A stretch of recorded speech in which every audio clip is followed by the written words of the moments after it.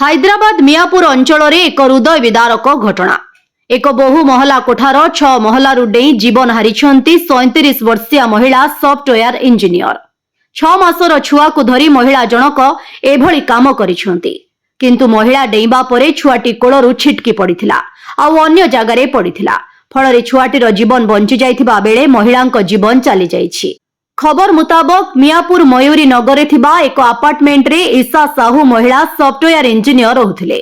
ଈଶା ନିଜ 6 ମାସର ଝିଅକୁ କୋଳରେ ଧରି ଆପାର୍ଟମେଣ୍ଟରୁ ତଳକୁ ଡେଇଁ ପଡ଼ିଥିଲେ।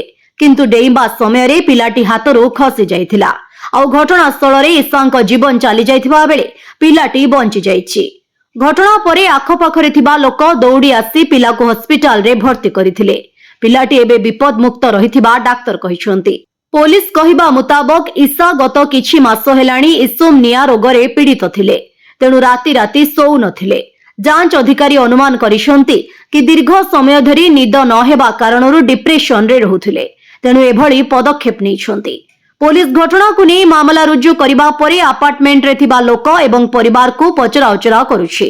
ଘଟଣାର ପ୍ରକୃତ କାରଣ ଖୋଜିବାକୁ ଚେଷ୍ଟା କରୁଛି। ଆମ ଚ୍ୟାନେଲକୁ ଲାଇକ୍, ସେୟାର ଏବଂ ସବସ୍କ୍ରାଇବ୍ କରନ୍ତୁ।